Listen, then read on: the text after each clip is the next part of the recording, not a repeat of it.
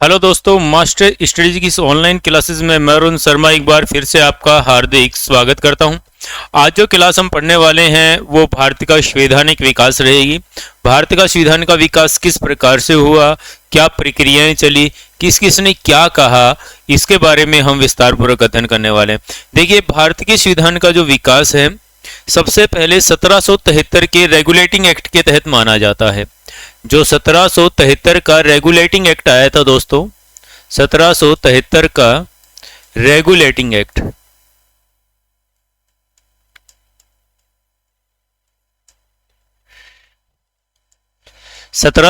का जो regulating act आया था, इसमें भारतीय संविधान के बारे में या भारत के संविधान का पहला संवैधानिक विकास इसी से माना जाता है। इस 1773 के रेगुलेटिंग एक्ट के द्वारा देखो बहुत सारे ऐसे सिस्टम हुए थे जो आज भी हम उनका यूज ले रहे हैं। जैसे सबसे पहले आया इसमें, इस एक्ट के तहत कोलकाता के अंदर, कोलकाता अपना पश्चिम बंगाल में पड़ता है, कोलकाता के अंदर संघीय न्यायालय की स्थापना की गई थी।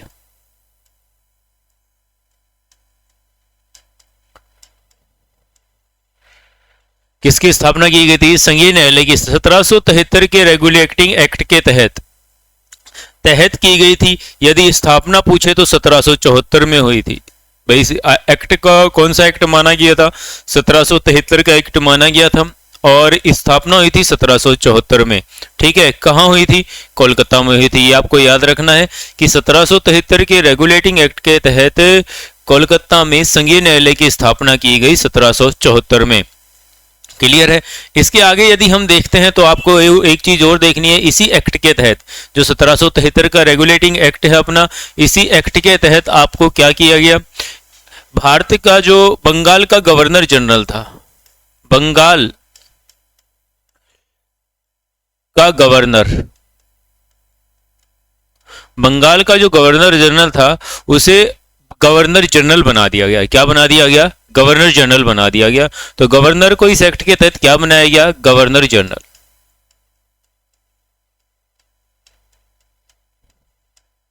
और बंगाल का गवर्नर जनरल बनने वाला पहला व्यक्ति उस समय कौन था? Warren Hasting.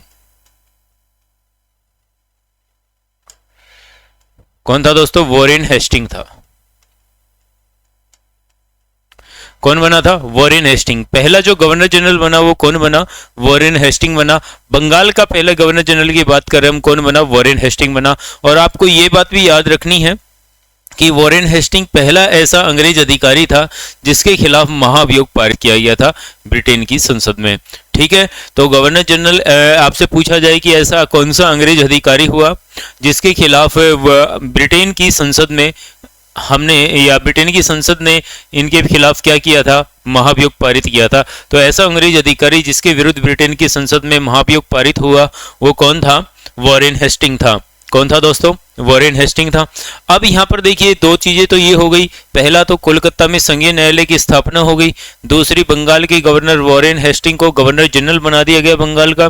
तीसरी जो कार्य किया गया, भाई गवर्नर जनरल एक पावरफुल व्यक्ति हो गया, उसके पास असीम शक्तियां आ गई, बहुत सारी शक्तियां आ गई गवाही पद मिलते ही। तो कहीं ये तानाशाह ना हो जाए, तो तानाशाह ना हो जाए, इस कारण से इसको कंट्रोल करने के लिए, ठीक है, 4 सदस्यों की कमेटी का गठन किया गया। 4 सदस्यों की एक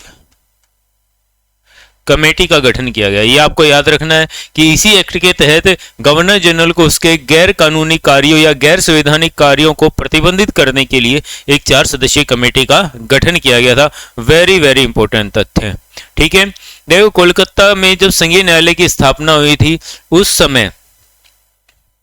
समय यहाँ के जो मुख्य न्यायाधीश थे वो थे एलिजा एम्पे। कौन थे? एलिजा एम्पे थे दोस्तों। उस समय कौन थे भैया? एलिजा एम्पे।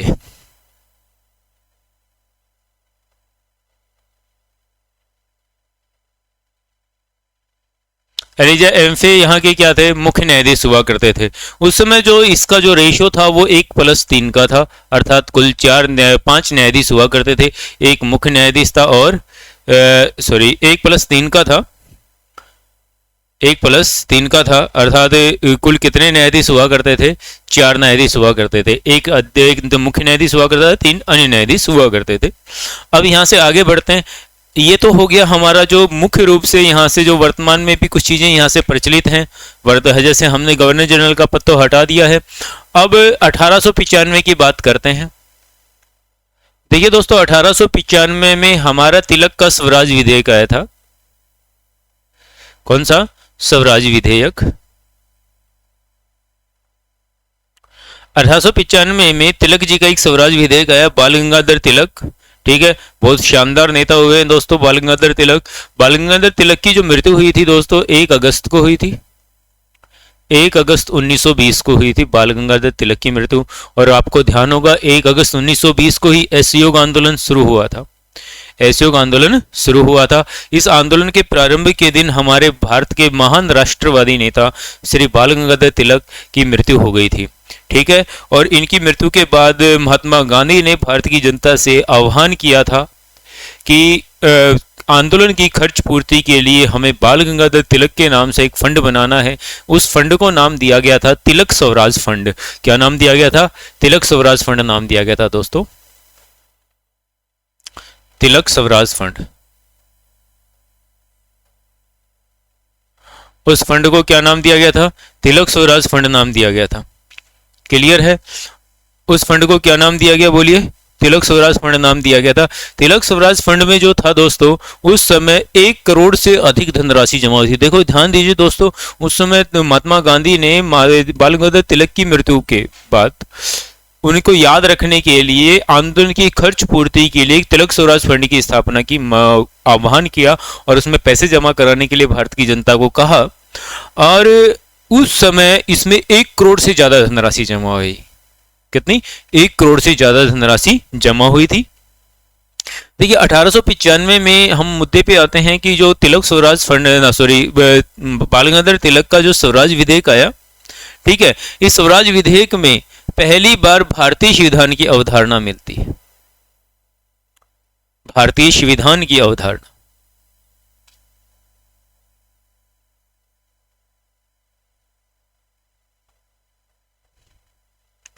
तो भारतीय संविधान की अवधारणा पहली बार कहां से मिलती है? तो आपको बताना। यदि आपसे पूछा जाए, देखो अगर हम बताते हैं कि भारतीय संविधान का संवैधानिक विकास कहां से हुआ, तो 1773 के रेगुलेटिंग एक्ट से हुआ था। कहां से हुआ था? 1773 के रेगुलेटिंग एक्ट से हुआ था। इसमें क्या क्या किया गया था? सबसे पहले कोलकाता में संघीय न्यायालय की स्थापना हुई 1774 में। बंगाल के गवर्नर वॉरेन हेस्टिंग को बंगाल का गवर्नर जनरल बना दिया गया। कहीं ये इतनी शक्तियां पाकर तानाशाह न हो जाए, इसके लिए 4 सदस्यीय कमेटी का गठन किया गया। कोलकाता में जो संघीय न्यायालय बनाया गया, उसके मुख्य न्यायाधीश पहले कौन बने? एलिजा एम्फे बने। इसके बाद यदि हम देखें तिलक के जो स्वराज विधेयक है, स्वराज विधेयक में दोस्तों भारतीय संविधान की पहली अवधारणा मिलती है। आपको ये भी याद रखना है कि स्वराज विधेयक कब आया था? 1895 में आया था। कब आया था मित्रों?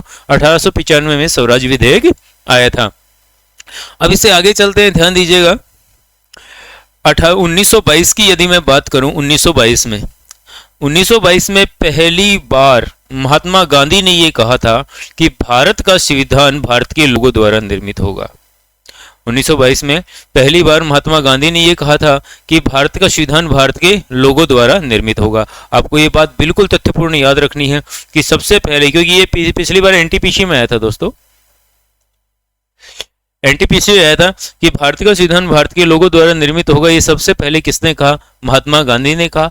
इनके बाद की यदि मैं बात करूं, 1924 में ये कथन दोबारा से दोहराया गया था, और दोबारा से दोहराया गया था पंडित जे.एल. नेहरू के द्वारा।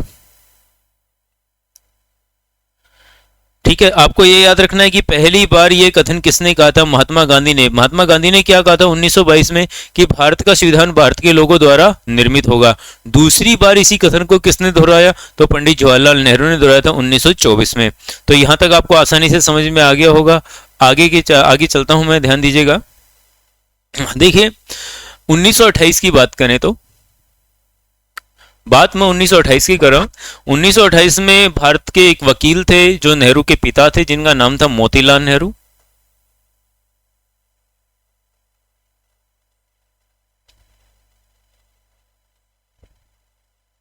मोतीलाल नेहरू ने 1928 में संविधान का ब्लूप्रिंट तैयार किया था दोस्तों, जिसे ब्लूप्रिंट को हिंदी में नील पत्र कहते हैं, अर्थात उन्होंने संविधान का अस्थायी खाका तैयार कर दिया। और ये संविधान का खाका देखकर एकदम से अंग्रेज अचंभित रह गए थे कि इतने समय में और चहुमुखी चीज विकास को ध्यान में रखते हुए मोतीलाल नेहरू ने एक शानदार खाका तैयार किया था।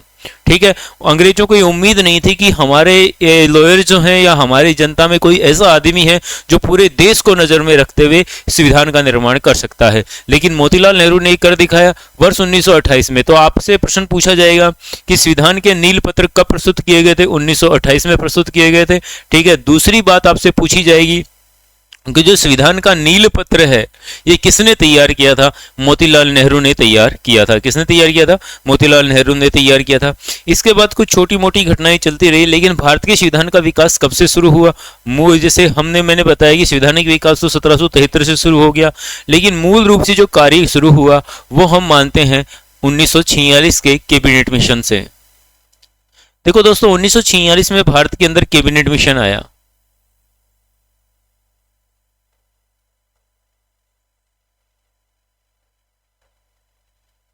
उन्नीस सौ छियालीस में कैबिनेट मिशन आया। देखिए, कैबिनेट मिशन में 3 सदस्य थे। कैबिनेट मिशन में 3 सदस्य हैं, सर पेंथिक लॉरेंस, एल के जेंडर थे और एन कनिंघम थे। ये जो सदस्य थे, ठीक है, स्टीफन क्रिप्स सहित, तो इनमें से इन कैबिनेट मिशन के द्वारा जो कहा गया कि भारत के संविधान के निर्माण के लिए, भारत के संविधान के निर्माण के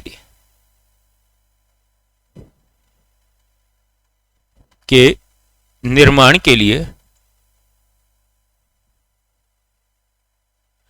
एक संविधान सभा होनी आवश्यक है।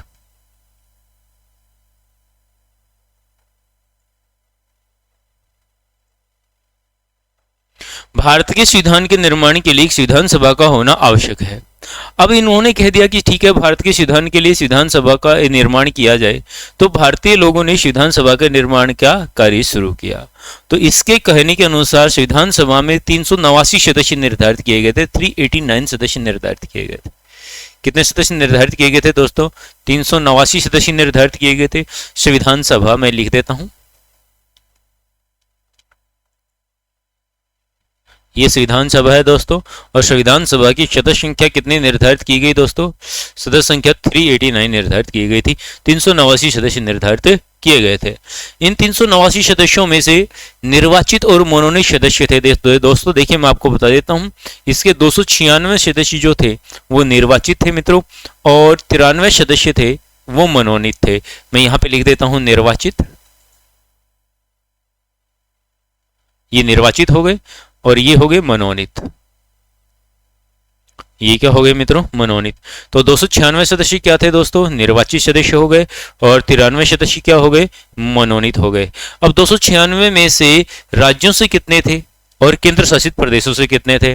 तो राज्यों से हो गए 292 सदस्य थे, ये स्टेट्स से थे, और जो 4 सदस्य थे ये कमिश्नरी क्षेत्रों से थे। ठीक है, अब यदि बात करते हैं हम इन 296 की, टोटल 296 में सीटें जो हैं निर्वाचित सीटें थी। निर्वाचित सीटें कितनी हुई? 296। निर्वाचित सीटें अपनी कितनी हैं? 296 निर्वाचित सीटें हैं। ध्यान दीजिएगा। तो निर्वाचित सीटों में भाई कौन सी पार्टी की कितनी थी? भाई तो मुस्लिम लीग था, एक कांग्रेस थी, और कुछ अन्य निर्दलीय सदस्य भी थे दोस्तों। ठीक है, तो कांग्रेस से थे 208 सदस्य। कितने थे? 208 सदस्य। और जो ये है आपका 208 के बाद जो मैं बोल रहा हूँ, कांग्रेस से कितने हो गए? 208 सदस्य हो गए। मुस्लिम लीग के है 73 सदस्य। और दोस्तों बात करें आपकी अन्य जो पार्टी है, अन्य है, वो है 15 सदस्य। इन सभी को मिलाकर फिर होते हैं 296। ठीक है, तो ये सदस्य थे, ये तो कौन से थे? कांग्रेस से थे। ये मुस्लिम लीग के थे दोस्तों।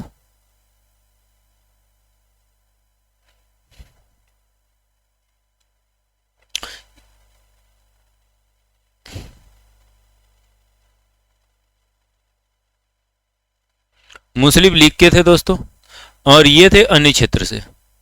तो इस प्रकार के सदस्य थे। देखिए, आपको सबसे इंपॉर्टेंट बात अब यहाँ पे क्या देख रहे हैं कि यहाँ से जो मुस्लिम का जो रेशियो आया, यहाँ से इनको समझ में अच्छी तरीके से आ चुका था कि भाई देखो, पहले तो आम चुनाव ऑलरेडी हो चुके थे, चुनाव करवाए गए थे, और इन सीटों से मुस्लिम लीग को ये पता चल गया था कि भारत में अब आपके अस्तित्व को खतरा है। ठीक है, उसके बाद ही इन्होंने आगे की कार्रवाई बढ़ाई थी। यदि आपसे पूछा जाए पहली बार हम पूछते हैं कि पाकिस्तान की मांग कब आई और कौन से अधिवेशन में आई, तो देखिए ये जो पहली बार जो मांग की गई थी, जो 1940 का जो लाहौर अधिवेशन था, 1940 का लाहौर अधिवेशन, पहले वहां से ये उठी थी, है ना। तो ये पाकिस्तान का जो मामला था 1940 के लाहौर अधिवेशन के बाद धीरे धीरे तुल्य पकड़ने लगा था। देखिए, अब यहां पर अपने डिवाइड किया, देखो थोड़ा सा ध्यान देना, कुल सदस्य संख्या कितनी थी उस समय, 389। इसमें निर्वाचित कितने थे, 296, और मनोनीत कितने, ये देशी रियासतों से थे, जो 93 है देशी रियासतों से आए थे।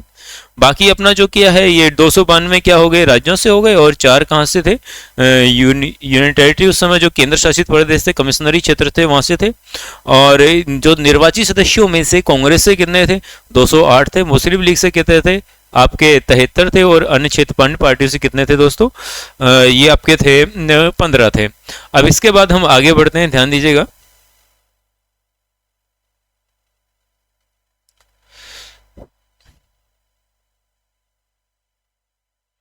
अब देखिए थोड़ा सा आगे चलते हैं हम।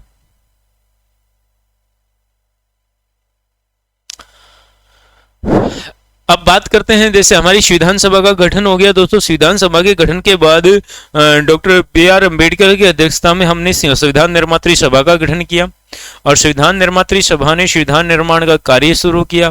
ठीक है, संविधान सभा की पहली बैठक की बात करते हैं हम सबसे पहले। तो संविधान की सभा की प्रथम बैठक,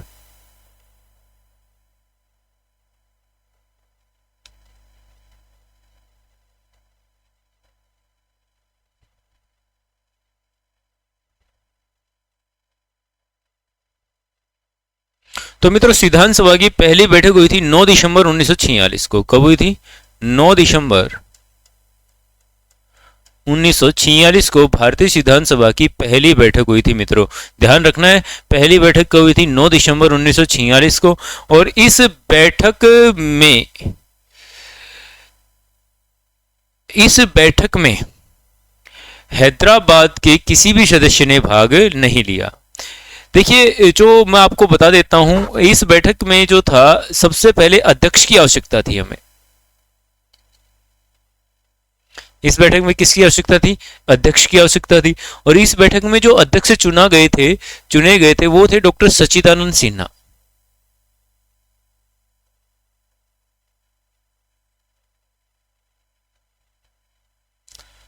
इस बैठक में जिसे अध्यक्ष चुना गया था वो कौन थे, डॉक्टर सच्चिदानंद सिन्हा थे। कौन थे भाई, डॉक्टर सच्चिदानंद सिन्हा थे, जिनको इस बैठक में अध्यक्ष चुना गया था दोस्तों। ठीक है, ये अस्थायी अध्यक्ष थे। ये कैसे थे, अस्थायी अध्यक्ष थे। इनको अस्थायी क्यों चुना गया, इसका भी एक रीजन था मित्रों। क्या था कि देखो, संविधान सभा की पहली बैठक हो रही थी, उस समय अध्यक्ष का निर्धारण एकदम से किसी का नाम लेके नहीं कर सकते थे, क्योंकि बहुत सारे व्यक्ति थे। क्योंकि भारत के संविधान में, भारत की जो संविधान निर्मात्री सभा थी, संविधान सभा है, ठीक है, जिसने संविधान का निर्माण किया, और भारत के संविधान को वकीलों का स्वर्ग कहा जाता है, तो सारे अपने आप में सभी अपने अपने विशेष गुण से संपन्न थे। तो हम किसी को भी उस समय ये नहीं कह सकते कि ये अध्यक्ष बनेगा। तो लोगों को बहुत सारी थी कि भाई किसी एक को कह दिया तो दूसरा गुस्सा ना हो जाए, या और कोई प्रॉब्लम ना हो जाए, बुरा ना मान जाए। इसलिए उस समय जो तत्कालीन कांग्रेस अध्यक्ष थे, जो डॉक्टर जे.बी. कृपलानी। कौन थे, JB. Kripalani.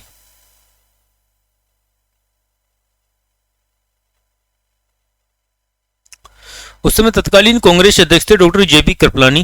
Doctor JB. Kripalani ने क्या किया कि उन्होंने सबसे पहले जो सुझाव दिया कि हम वयोवर्धता के आधार पर, वयोवर्ध जो उम्र में सबसे बड़ा है मित्रों, है ना, वयोवर्धता के आधार पर हम अध्यक्ष की नियुक्ति करते हैं। पहली बार हम अध्यक्ष का मनोनयन करते हैं, उसके बाद हम निर्वाचन करवा लेंगे। ठीक है, तो उस समय कांग्रेस संविधान सभा में सबसे बुजुर्ग जो थे डॉक्टर सच्चिदानंद सिन्हा थे। कौन थे, डॉक्टर सच्चिदानंद सिन्हा थे। और डॉक्टर सच्चिदानंद सिन्हा को वयोवर्धता के आधार पर, किसके आधार पर दोस्तों, वयोवर्धता के आधार पर संविधान सभा का अस्थायी अध्यक्ष बनाया गया था 9 दिसंबर 1946 को दोस्तों।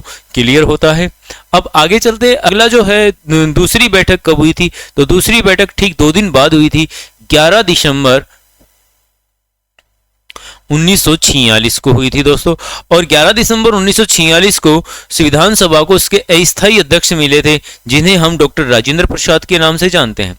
जिन्हें हम किस नाम से जानते हैं? डॉक्टर राजेंद्र प्रसाद के नाम से जानते हैं मित्रों। और डॉक्टर राजेंद्र प्रसाद जो थे, ये आगे चलकर भारत के राष्ट्रपति बने, जो भारत के पहले राष्ट्रपति, सबसे ज्यादा समय तक राष्ट्रपति रहने वाले व्यक्ति थे।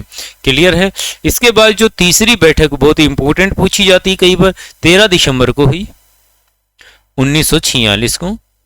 13 दिसंबर 1946 को जो बैठक हुई, इसमें पंडित जवाहरलाल नेहरू द्वारा संविधान के उद्देश्य प्रस्ताव प्रस्तुत किए गए। आपको ये याद रखना है, संविधान के उद्देश्य प्रस्ताव।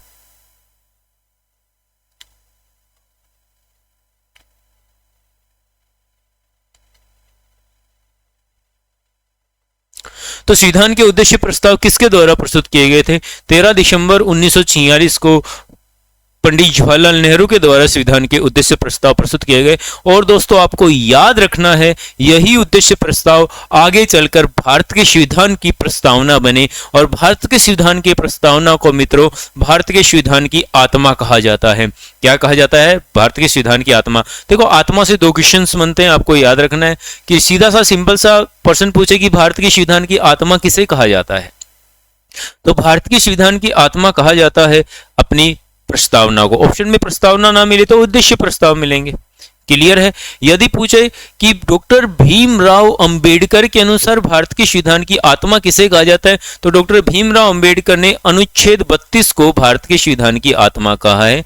किसे कहा है दोस्तों? अनुच्छेद 32 को भारत के संविधान की आत्मा कहा है। और जिसमें आते हैं संवैधानिक उपचारों के अधिकार, वो मैं आर्टिकल आपको समझाऊंगा पॉलिटिकल में, तब आपको विस्तार पूर्वक करवाता रहूंगा। तो यहां तक समझ में आ गया होगा, आपको कोई कंफ्यूजन नहीं है, मेरे हिसाब से आपका क्लियर हो गया होगा। आगे आप देखते हैं कि देखो, भारत का संविधान धीरे धीरे हमने भारत के संविधान का निर्माण कर लिया, और भारत के संविधान का निर्माण हो गया था दोस्तों, भारत का संविधान बनकर तैयार हो गया था 26 नवंबर, भारत का संविधान बनकर निर्माण हो गया था 26 नवंबर 1949 को भारत का संविधान बनकर तैयार हो गया था। लेकिन भारत के संविधान को लागू करने के लिए हमने वेट किया 26 जनवरी का आने का, क्योंकि उस समय 26 जनवरी हमारे लिए एक बहुत महत्वपूर्ण दिन बन गया था। क्योंकि दोस्तों हम स्वतंत्रता प्राप्ति से पहले 26 जनवरी 1930 से 26 जनवरी को स्वतंत्रता दिवस के रूप में मनाते आ रहे हैं दोस्तों। इस दिन का महत्व रखने के लिए, क्योंकि हम आजाद 15 अगस्त को हो गए थे, हमें फ्रीडम 15 अगस्त को मिल गई थी, तो इस दिन का महत्व रखने के लिए हमने क्या किया, हमारी जो संविधान सभा थी, उन नेताओं ने, हमारे जो संविधान निर्माता थे, उन्होंने क्या किया कि 26 जनवरी के दिन भारत के संविधान को लागू किया। और 26 जनवरी को हमें याद करने के लिए 26 जनवरी 1950 को भारत का संविधान लागू किया गया था दोस्तों। 26 जनवरी 1950 को 1950 को भारत का संविधान लागू हुआ था दोस्तों। और इसी दिन 26 जनवरी को हम गणतंत्र दिवस मनाते हैं, और 26 नवंबर को हम संविधान दिवस मनाते हैं दोस्तों। ये आपको याद हो गया होगा, कोई कंफ्यूजन नहीं है। आगे जो हम क्लास में आपको बताएंगे संविधान के प्रमुख विषय, संविधान में कौन कौन से विषय कहां कहां से लिए गए हैं, इनके ऊपर हम अगली क्लास में चर्चा करेंगे। जब तक के लिए जय हिंद, जय भारत।